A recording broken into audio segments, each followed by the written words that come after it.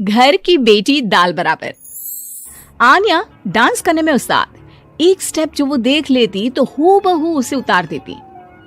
अरे आन्या बेटा, मेरी बेटी को भी डांस सिखा देना, उसका एनुअल प्रोग्राम है। हाँ आंटी, क्यों नहीं, अब कल शाम उसको भेज देना, मैं सिखा दूंगी। हाँ हाँ, नचनिया ही बन, आस पड़ोस के लोग तुझे इस्तेमाल कर रहे हैं। माँ, इस्तेमाल मेरा नहीं कला का हो रहा है। नाचना एक कला है, कला। आन्या हर बात में अच्छी थी, फिर चाहे वो अच्छा व्यवहार हो या फिर लोगों की मदद करना। वो हमेशा खुद के शौक को पूरा करने के लिए व्यस्त रहती, लेकिन घर वालों को तो उसका ये काम सिर्फ समय की बर्बादी लगता है। कहाँ है आन्या? उसको बोलो कि आज शाम को खाना वही बनाएगी। सपना देख लो कि तुम्हारी बेटी घर का खाना बनाएगी। अरे आसपास के लोगों का काम करने से उसे फुर्सत मिले तब तो कहीं जाकर वो हमारे घर का काम करेगी ना। देखो ना, इकलौती बेटी, ऊपर से गैर जिम्मेदार, अब करे तो क्या करे। तभी पड़ोस की पिंकी आ जाती है। अंकल आंटी, आन्या दीदी कहाँ है? वो क्या है ना, मेरा क्लास वर्क है, वो मुझे समझ में नहीं आ रहा, तो मम्मी ने कहा कि आन्या दीदी से पूछ लो। हाँ हाँ, क्यों नहीं, खुद का तो कोई काम है ही नहीं उसे। जाओ जाओ, सीढ़ी से ऊपर चली जाओ, वही कमरे में है आन्या। एक रोज शहर में डांस कंपटीशन वाले लोग आते हैं, जहां आन्या का डांस सबको पसंद आता है। क्या बात है, छोटे से शहर में इतना टैलेंट? बेटा कौन सिखाता है आपको? कोई नहीं सर, वो क्या है ना, मैं टीवी देखकर सीख जाती हूँ। अरे वाह, और आपके मम्मी पापा कहाँ हैं? वो नहीं आए? नहीं, वो लोग नहीं आए हैं। आन्या कंपटीशन जीत जाती है और घर में टीवी वाले आन्या का इंटरव्यू लेने आते हैं। अरे क्या है, कहाँ घुसे जा रहे हो, क्या हो गया? आप आन्या की माँ है ना? वो क्या है ना, आपकी बेटी ने डांस का कंपटीशन जीता है, हमारे शहर के लिए ये गर्व की बात है, तो हम लोग उनका इंटरव्यू लेने आए हैं। ओहो, बड़ा तीर मारा हो जैसे। अरे उसे आता ही क्या है डांस के सिवा, कुछ और करती तो शायद गर्व होता। तभी वहां आन्या आ जाती है और पत्रकारों को इंटरव्यू देती है। उसी रोज पिता के ऑफिस में। देखो तो आजकल के बच्चे कितने स्मार्ट हैं, धन्य है ऐसे बच्चों के माता पिता को। और किस्मत वाले होते हैं ऐसे माता पिता, वरना मेरी बेटी तो किसी काम की नहीं, सारा दिन बस नाच गाने में ही दिमाग लगाती रहती है। अरे वो बच्ची हमारे शहर की ही है, कितना नाम कमा रही है डांस में, हम तो उसकी बात कर रहे हैं। अच्छा, कोई डांस में भी नाम कमा सकता है? अरे दे देना भाई पेपर की कटिंग, दिखाऊंगा आन्या को भी मैं। क्या नाम बताया? आन्या? यही तो नाम है मेरी बेटी का, आन्या शर्मा।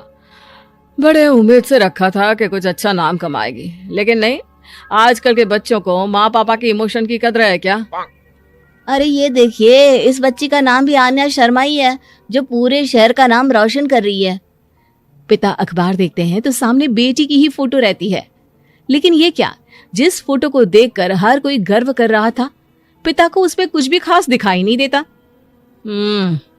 हमारी ही औलाद है ये, पता नहीं कब कहाँ जाकर नाम लिखवाती है, मुझे तो पता भी नहीं है। अरे शर्मा जी, जरा मिलवा दीजिए ना अपनी बच्ची से, मैं अपनी बेटी को भी ऐसा ही बनाना चाहती हूँ।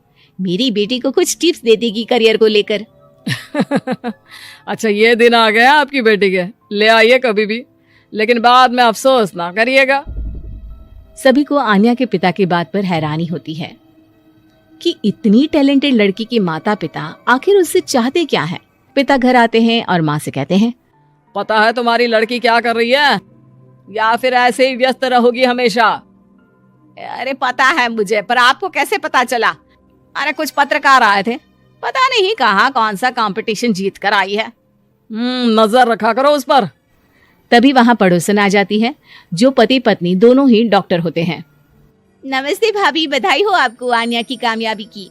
भाई भगवान बेटी दे तो ऐसी, कहाँ है वो? सच में आपको ऐसा लगता है कि भगवान ऐसी बेटी दे? तो ले जाइए ना अपने साथ, रखिए 2-4 दिन, खुद ही पता चल जाएगा। और नहीं तो क्या, सारा दिन करती क्या है, कहाँ रहती है, हमें तो कुछ पता नहीं होता, ना बताती है ना पूछती है। खैर देखिए, वो वक्त अब गया जब माता पिता बनकर बच्चों की परवरिश की जाती थी। अब तो बच्चों को साथ बिठाकर बात करना जरूरी है। वो क्या कहते हैं, बच्चे के दोस्त बने।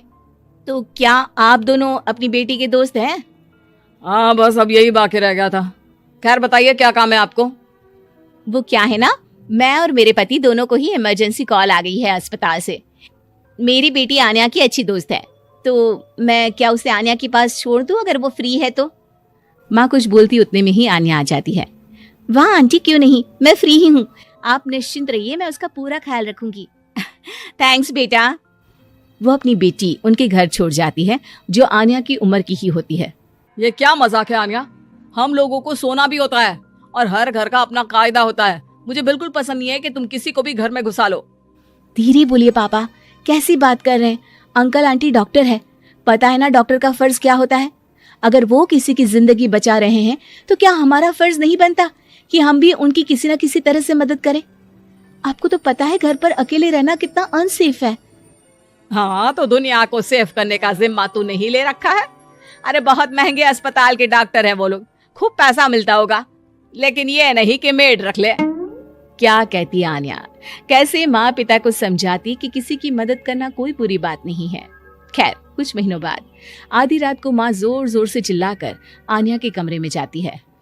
बेटा बेटा आन्या, पापा के सीने में दर्द हो रहा है, बेटा कुछ कर। हाँ माँ, मैं डॉक्टर को फोन करती हूँ। आन्या डॉक्टर को फोन करती है, लेकिन माँ डॉक्टर को तो आने में काफी वक्त लग जाएगा, मैं पिंकी के पापा को बुला लाऊं? अरे वो नहीं आएंगे बेटा, वो लोग बहुत बड़े डॉक्टर हैं और हम लोगों के पास इतने पैसे भी नहीं है। माँ मैंने डांस कंपटीशन में जो पैसे जीते थे वो है मेरे पास, आप चिंता ना करें, बस पापा का इलाज करवा ले। आन्या के कहने पर वो बड़े डॉक्टर ना सिर्फ आन्या के पापा का इलाज करते हैं बल्कि उन्हें ठीक करके घर भी ले आते हैं। आज मैं सिर्फ अपनी बेटी की वजह से बच गया। भगवान सबको ऐसी बेटी दे।